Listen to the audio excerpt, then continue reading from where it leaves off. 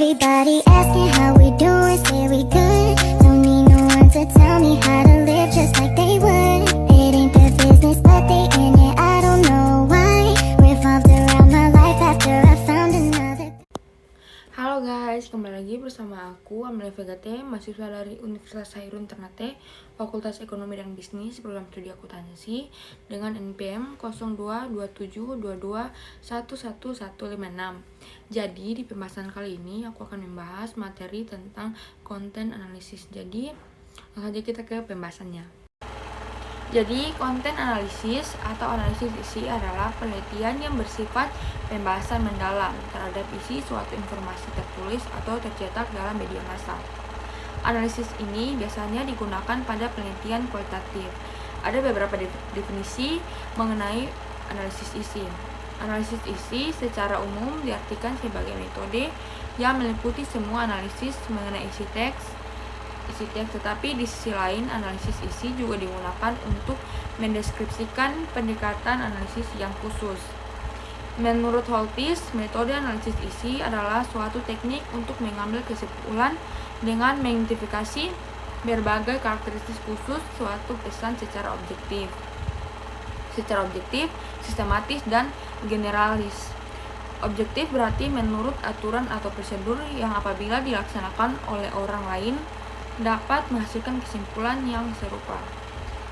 Sistematis adalah penetapan isi atau kategori dilakukan menurut aturan yang diterapkan secara konsisten, meliputi penjaminan seleksi dan pengkondingan data agar tidak biasa. Generalis artinya penentuan harus memiliki referensi teoritis. Informasi yang didapatkan dari analisis isi dapat dihubungkan dengan atribut lainnya dari dokumen dan mempunyai relevansi teoritis yang tinggi. Analisis konten merupakan teknik yang berorientasi kualitatif. Ukuran kebangkuan ditetapkan pada satuan-satuan tertentu, biasanya dipakai untuk menentukan karakteristik dokumen atau pembandingannya. Dahulu, analisis konten digunakan untuk menjelaskan karakteristik konten majalah atau dokumen-dokumen lainnya. Analisis isi dapat digunakan untuk menganalisis semua bentuk komunikasi, baik surat kabar, berita radio, iklan televisi, maupun semua bahan-bahan dokumen yang lain. Hampir semua disiplin ilmu sosial dapat menggunakan analisis isi sebagai teknik atau metode penelitian. Adapun kelebihan dan kekurangan konten analisis isi. Yang pertama, tidak dipakai manusia sebagai objek penelitian, sehingga analisis isi biasanya bersifat non-reaktif. Karena tidak ada orang yang diwawancarai, diminta mengisi kuesioner, ataupun yang diminta datang ke laboratorium. Yang kedua, biaya yang dikeluarkan lebih murah dibandingkan dengan metode penelitian yang lain. Dan sumber data mudah diperoleh, misalnya di perpustakaan umum. Yang ketiga, analisis isi dapat digunakan ketika penelitian survei tidak dapat dilakukan. Yang berikutnya adalah kekurangan analisis isi. Yang pertama, kesulitan menentukan sumber data yang memuat pesan-pesan yang relevan dengan permasalahan penelitian.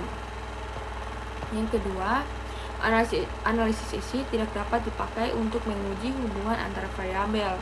Tidak dapat melihat sebab akibat, hanya dapat menerima kecenderungan. Oleh karena itu, harus dikombinasikan dengan metode penelitian lain jika ingin menunjukkan hubungan sebab akibat.